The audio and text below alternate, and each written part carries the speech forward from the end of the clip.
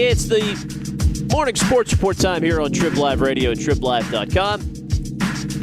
Road rage indeed. Steelers 37 points in Charlotte last night as the Carolina Panthers get on the whooping end of the big stick after Pittsburgh coming off that beatdown in the hands of the Baltimore Ravens the week before.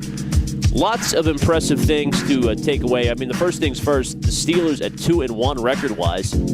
If you're a fan of the franchise, do you recall what it felt like last year to be 0-3, 2 years ago to be 1-2? This team with Tampa Bay coming in and Mike Glennon, a chance to be 2-1, actually 3-1 after this week at Heinz Field for the first time since they went to the Super Bowl back in 2010, albeit in a runner-up fashion. So much opportunity at stake here for this team with a winnable schedule. But just from the game last night, the O and the D-line really controlled games for the Steelers from both sides of the ball.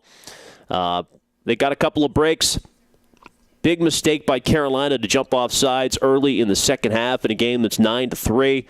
Josh Norman on the field goal block try. But the Steelers take advantage in a virtuoso pass from Ben Roethlisberger, falling on one foot, two pump fakes to the left, and floating it into the corner of the end zone for Antonio Brown on his toes. One of really the great plays in Ben Roethlisberger history. I mean, I really think that's going to be part of the all-time highlight package someday when we look back on Ben's career. Come up with a play like that to make it 16-3. And then the defense giving up a field goal but making the Panthers go long field. And Le'Veon Bell, when the game is in doubt again, 16-6 on a 2nd and 22, busting the longest run since Frenchie Fuqua in 1970. 81 yards up the gut. Luke Kuechly, who's the reigning Defensive Player of the Year, takes the wrong route, and the Steelers' O-line, a great double team. David DeCastro, the former first-round pick, a terrific game at right guard. He and Marcus Gilbert, a bounce-back week, and they were just able to pound the football, and you saw a new development with LeGarrette Blount getting involved. His 8-yard touchdown run, a thing of beauty, bowling over Thomas Deku to put the game away at 37-13 last night. So much to be excited about for this team. The Panthers have to be embarrassed. Why Carolina didn't try to run on their side of it or couldn't, embarrassing. But Cam Newton couldn't run, and that takes away a lot of the dimension that team possibly has. Pittsburgh has some injuries to deal with.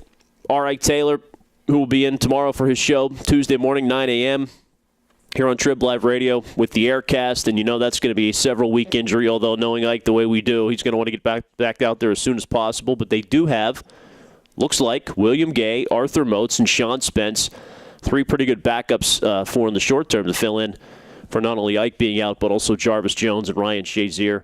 And we'll find out just how long those guys are out for on Tuesday. But they have put themselves in a better spot to get through a tough patch of injuries, and if there was ever a time to get injured, it's with Tampa, Jacksonville, and Cleveland coming up the next 3 weeks. So Steelers really sitting pretty. A real legitimate chance to be 5-1.